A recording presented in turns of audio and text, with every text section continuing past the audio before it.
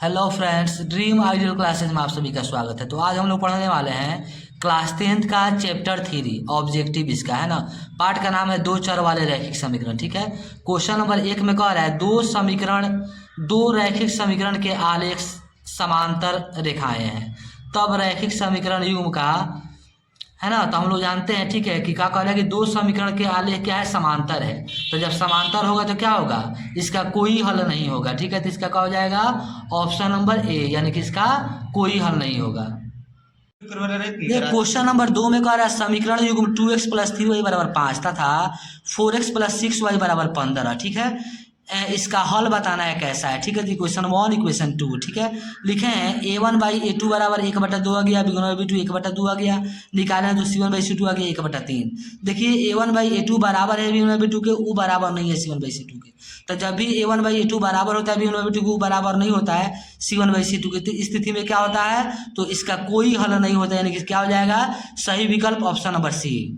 Question number 3 में कह रहे हैं कि 2x प्लस 3y बराबर 11 और 2x माइनस 4y बराबर माइनस 24 के हल है। ठीक है, तो ये हो गया हमारी इक्वेशन 1 इक्वेशन 2। विलोपन भी इसे बनाया है, लिखे 1 माइनस 2 करने पे। ठीक है, माइनस किया 2x कट गया, ये हो गया 3 4 7y अब बराबर 24 और 11 35। ठीक है, तो y बराबर आ गया 5। अब y का मान इक्वेशन 1 में रख दिए हैं, तो कितना आ गया 2x का 2x 3 का 3 y की जगह 5 बराबर 11। तो ये हो गया 2x और प्लस 5 यही 15 बराबर 11। इधर प्लस में इधर जाएगा तो माइनस में 2x बराबर हो गया 11 माइनस 15। ठीक है, तो 2x बराबर हो गया 15 में से 11 कट गया तो -4, 2 एकम 2 2 दूना 4, x बराबर आ गया -2। तो x बराबर -2 आया है, y बराबर क्या है 5, कहाँ दी आई, तो सही विकल्प हो जाएगा ऑप्शन नंबर डी, यानी कि x बराबर -2 y बराबर 5। अब डी देखिए कहाँ दिया है, तो यहाँ पे दिया है, तीसरा का कौन हो जाएगा, सही विकल्प option number D. Question number 4 में कह रहा है के किस मान के लिए समीकरण निकाय इतना और इतना के अनगिनत हल होंगे। दो को इक्वेशन दे दिया है, एक इक्वेशन 1 इक्वेशन 2। ठीक है, लिखा है चूंकि इसके अनगिनत हल है, क्वेश्चन में कह दे रहा है, तो अनगिनत हल होता है तो क्या होता है, a1/a2 बराबर होता है b1/b2 के, वो भी बराबर होता है c1/c2 के। तो एक बार दिखा दे रहे हैं a1/a2 को b1/b2 के बराबर। तो a1/a2, a1 का मान कितना है 4, a2 का मान है 2, तो 4/2 बराबर b1/b2 यानी कि k बटा -4। क्रॉस मल्टीप्लिकेशन यहाँ पे तीछा तीछी गुना। ठीक है, तो ये हो गया 2 से k में तो 2k, 4 चौका 16 माइनस 16, 2 एकम 2 2 8 16, तो k बराबर आ गया -8। तो हमारा सही विकल्प कौन हो जाएगा, ऑप्शन नंबर बी, यानी कि -8। ये क्वेश्चन नंबर 5 में कह रहा है कि अविरोधी समीकरण युग्म के कितने हल होते हैं। ठीक है, तो जो अविरोधी होगा उसका एक हल होगा, इसको आपको याद रखना है। ठीक है, क्वेश्चन नंबर 6 में कह रहा है कि एक रैखिक समीकरण युग्म जिसका कोई हल नहीं होता क्या कहलाता है। तो जिस समीकरण का कोई हल नहीं होता है उसको विरोधी समीकरण कहते हैं, यानी कि ऑप्शन नंबर ए सही विकल्प हो जाएगा। क्वेश्चन नंबर 7 में कह रहा है यदि इकाई का अंक x और दहाई का अंक y हो तो दो अंकों की संख्या कितनी होगी। ठीक है, तो इसका हो जाएगा, फॉर्मूला होता है दो अंकों की संख्या बराबर 10y प्लस x, तो हो जाएगा ऑप्शन नंबर बी। ठीक है, क्वेश्चन नंबर 8 में कह रहा है दो चर में दो एक घातीय समीकरण के ग्राफ यदि प्रतिच्छेदित रेखा हो तो हलों की संख्या होगी। ठीक है, तो जब प्रतिच्छेदित रेखा होगा यानी कि एक दूसरे को कहीं ना कहीं एक ही जगह काटेगा, तो सिर्फ एक हल होगा उसका। ठीक है, क्वेश्चन नंबर 9 में कह रहा है जब दो चर वाले समीकरण का आलेख संपाती होता है तो उनके हल होंगे, तो क्या हो जाएगा, अनगिनत। इसका हल क्या हो जाएगा, अनगिनत, यानी कि ऑप्शन नंबर डी।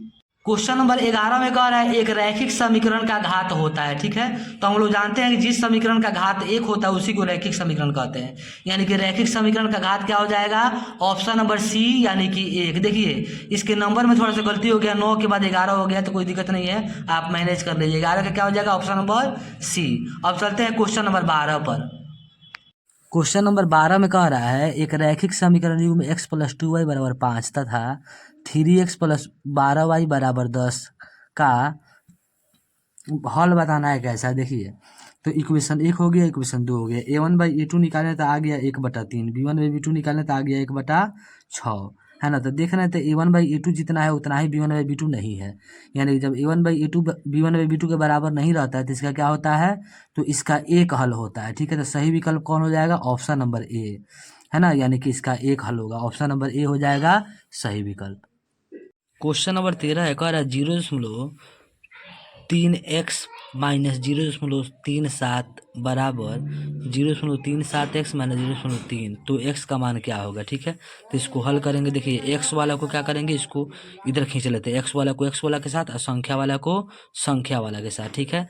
तब 0.37x में से 0.3x घटाएंगे तो आ जाएगा -0.07x बराबर, जब 0.37 में से 0.3 घटाएंगे तो आ जाएगा 0.07, ठीक है।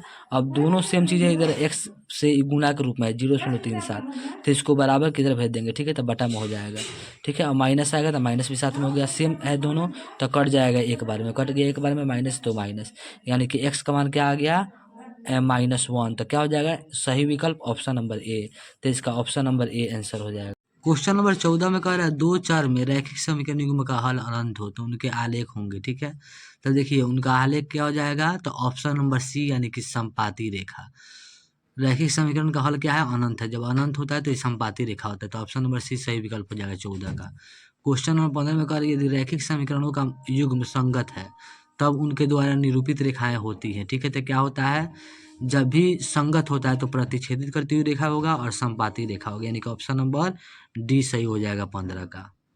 क्वेश्चन नंबर 16 में कह रहा है कि युग्म समीकरण 2x + 3y = 5 है ना, और 4x + 6y = 9 है, निकाय है, ठीक है।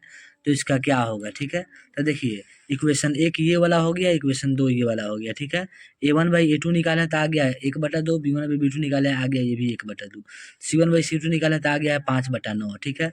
तो लिखें क्या चीज़, चूंकि a1/a2 बराबर है b1/b2 के, वो बराबर नहीं है c1/c2 के। जब भी ऐसा होता है तो क्या होता है, असंगत होता है। तो हमारा क्या हो जाएगा, ऑप्शन नंबर ए सही विकल्प, यानी कि 16 का हो जाएगा ऑप्शन नंबर ए सही विकल्प। क्वेश्चन नंबर 17 में कह रहा है युग्म समीकरण a1x + b1y = c1 और a2x + b2y a2x + b2y = c2 के अनंत हल होंगे। तो हम लोग जानते हैं जब अनंत हल होता है तो क्या होता है, a1/a2 बराबर होता है b1/b2 के, और u भी बराबर होता है c1/c2 के, यानी कि 17 का सही विकल्प हो जाएगा option number D. Question number 18 में कह रहा है यदि समीकरण kx - 5y = 2 तथा 6x + 2y = 7 के कोई हल ना हो तो, ठीक है। देखिए जब हम लोग जानते हैं इसको हल करते हैं, क्वेश्चन नंबर 18 क्या दिया है, इक्वेशन 1 हो गया, ये वाला हो गया, इक्वेशन 2 लिखे हैं, इसके कोई हल नहीं है, क्वेश्चन में कहा जा रहा है इसका कोई हल नहीं है, ठीक है। तो हम लोग जानते हैं जब कोई हल नहीं होता है तो a1/a2 बराबर होता है b1/b2 के, और u बराबर नहीं होता है c1/c2 के, ठीक है। तो क्या करेंगे, a1/a2 तो बराबर है ना b1/b2 के, तो ये दूसरे के बराबर दिखा देते हैं, ठीक है। यानी कि a1/a2 को बराबर दिखा देंगे b1/b2 के। अब a1 का मान, तो पहला इक्वेशन में x के साथ क्या है, k है, तो a1 की जगह पर k, a2 की जगह पर दूसरा इक्वेशन में x के साथ 6 है, तो a2 की जगह पर 6 अब बराबर b1/b2, तो b1 का मान है -5 और b2 का मान है +2, यानी कि हो गया -5/2, ठीक है।